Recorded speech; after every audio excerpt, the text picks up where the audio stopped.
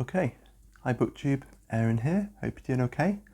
Today I'm going to be talking a bit about William Shakespeare, everything I read for Shaketember this year. It's just the beginning of October now, so it's given me a bit of time to mull things over, make a few connections, and so I'll go through what I read. I only read one play, and it was one of the plays that the hosts were reading, so it was Coriolanus, my first time reading Coriolanus, and I'll probably talk about that towards the end. But first I'm going to go into some of the poetry that I read. I made my way through this. This is the Oxford Complete Sonnets and Poems, and I'll talk about just some of the biggies. So Venus and Adonis is my second time reading that, then Lucrece, which I'd never read before, and then we've got the Sonnets. It was my second time through the Sonnets, but it was a bit more of a closer, more attentive read. I think I kind of rushed through them a bit the first time I read them. So let's start off with Venus and Adonis. So this is a pretty cool piece of Shakespeare's writing history. It's the first piece of writing that we've got with Shakespeare's name on it. So it's the first thing he would have published in his own name. And it was published around 1593. And it was pretty popular, I think, on the streets of London, although he was, known as an actor and a playwright earlier on, but he was on the streets of London known as a poet, or even at some points the poet, and that was largely, due to on the merit of Venus and Adonis. It was a bestseller, a little pamphlet, and it's an Ovidian retelling, Venus trying to woo Adonis, and then Adonis kind of breaking free, decides to go hunting. That's really his passion, and then he's gorged by a wild boar. That's basically the story in a nutshell. But it's really looking at the nature of love, of desire. Is our love and lust the same things? Can we call them the same things? Is it that when we talk about love, we're really talking about lust? But I thought I'd give you a little bit here where it's kind of going into those themes of love and lust and that sort of stuff. And so, I suppose this is somewhere around the halfway point. Call it not love, for love to heaven is fled, since sweating lust on earth usurped his name, under whose simple semblance he hath fed upon fresh beauty, blotting it with blame, which the hot tyrant stains, and soon bereaves, as caterpillars do, the tender leaves. And so there's this kind of, this imagery of impermanence in there as well. But it's very, very bodily, is bodily the right word? Very visceral and quite physical, as opposed to something idealized, I suppose. Going on then, I'll skip over to Lucrece. And he was really, I think as he was writing Venus and Adonis, he was gearing up for Lucrece. That's the impression I got. And it's just published the year after, 1594. It's a pretty heavy poem. It's often titled The Rape of Lucrece, and it's about Tarquin, king of Rome, raping the wife of one of his lords. And there's much more, I suppose, going over motive and sort of moralizing, those sorts of things. It's much denser as well, not quite as fast paced as Venus and Adonis, but still some interesting things coming up out of it, to do with blame and responsibility, and to do with property as well. The wife is kind of damaged property, as far as her husband is concerned.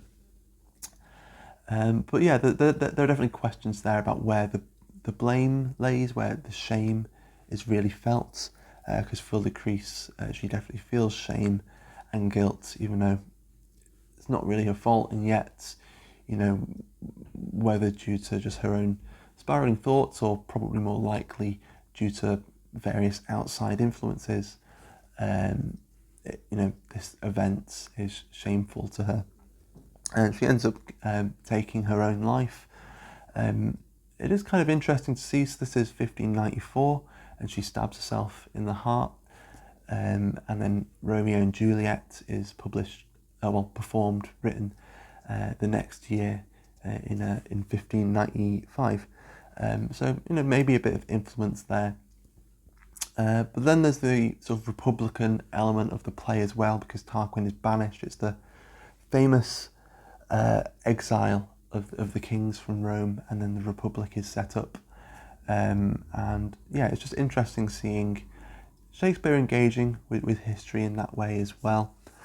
Also all those weird questions about responsibility, blame, shame, what makes a good ruler. All these kind of questions are spiralling around, but it's pretty heavy and pretty dense as well. So let's jump over to the sonnets for a bit now. I really enjoyed making my way through the sonnets. It was good trying to pay attention to when they are written, and seeing how they're feeding into each other, and how maybe certain sonnets feel like the culmination of quite a few sonnets that came before.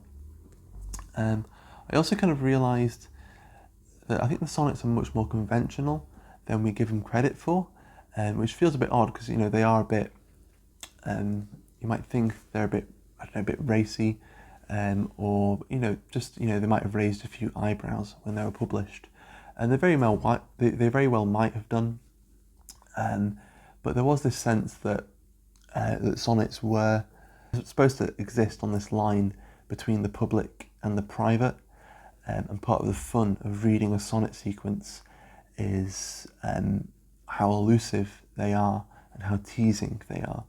And I think Shakespeare does that really, really well. We can be really tempted to read a narrative sort of into them, or try to work out a narrative from what Shakespeare is giving to us. But at the end of the day, he is eluding us, and he's kind of playing with us in a way. But yeah, that's just part of the fun of it. But yeah, I thought I'd go through, I don't know if anyone will be interested in this at all, but just a bit of the publication history with the sonnets as well. So I've sort of split them into four. So the first section is sonnets 1 through 60, and they're published from 1595 to 96. And then the next section are actually a bit earlier than that. So sonnets 61 to 103, probably written between 1694 and 95. Then the third section, I think, is the strongest section of the sonnets, although it's quite a slim section. It's 104 through to 126, and they're probably written around 1598 to 1604, which, when you're kind of looking at the plays written around the same time, he was probably pretty busy with those, but it's also maybe his strongest period, or at least a very fertile period for his writing in general. And then at the end, we actually have the earliest poems, 127 through to 154, probably written between 1591 and 95. I mean, without being too mean to Shakespeare, you can kind of tell. And they are the Dark Lady sonnets, and they're full of really weird puns with his name, and it gets a little overbearing after a while. I'll give you a taste of my favourite section, that section from between sonnets 104 to 126, because it really is, I think, it's kind of the culmination, I felt, of the sequence. He's feeding everything that he's written about into these sonnets. So in this one, we've got the kind of dedication to a younger subject, and the idea of memorialization, of mortality, of aging, all that sort of stuff is in there. So this is sonnets 107.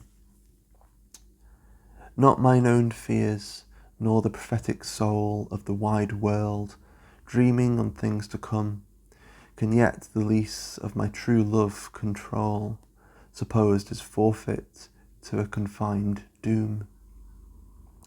The mortal moon hath her eclipse endured, and the sad augurs mock their own presage.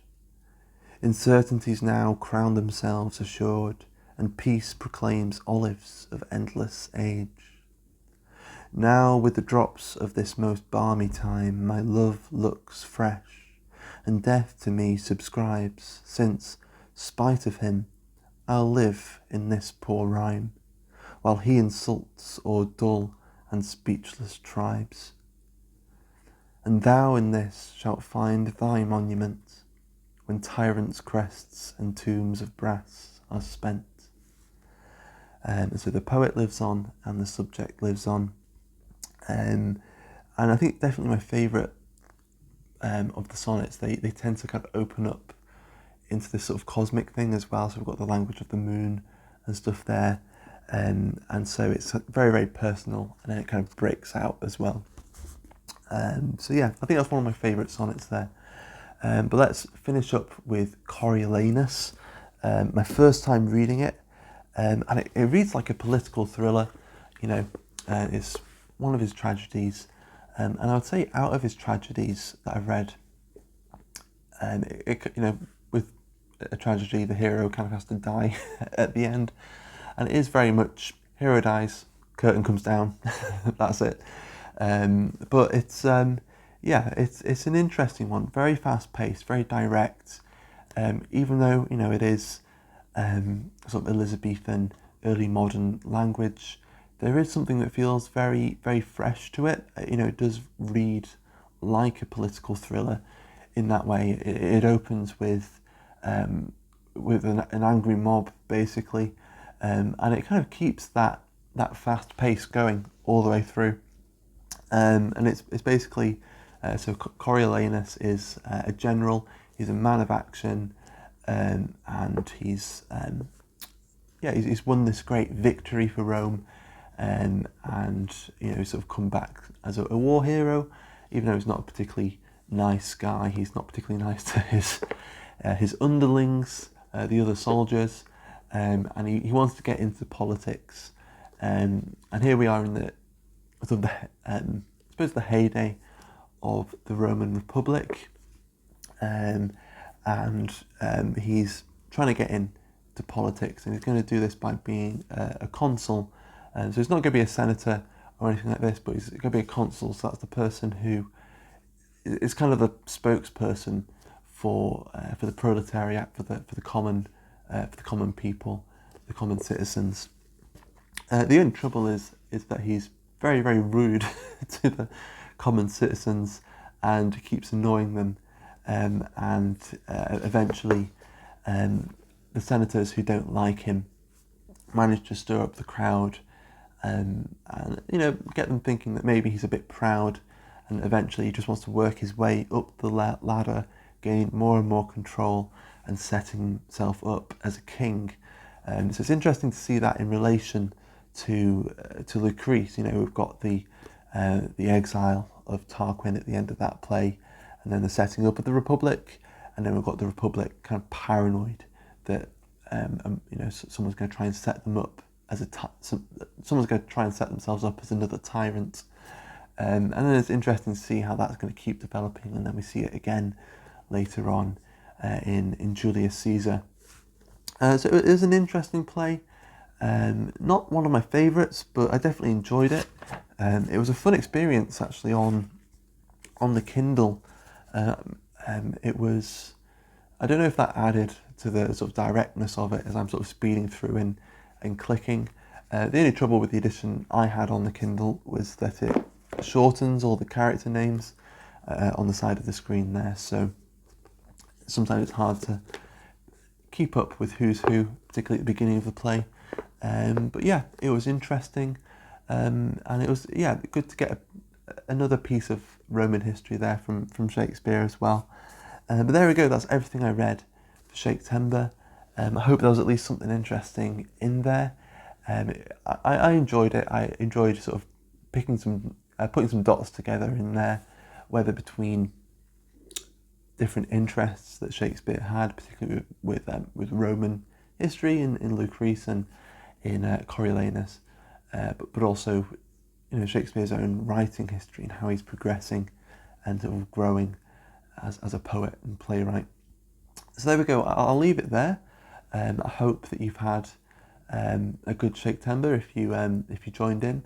I'll have sort of links to all the hosts this year. I think just with life and everything, they didn't manage to get as many videos out, but I will link some of the other Shaketember videos that came out down below. But there we go. Thank you very much for watching, and I'll see you soon.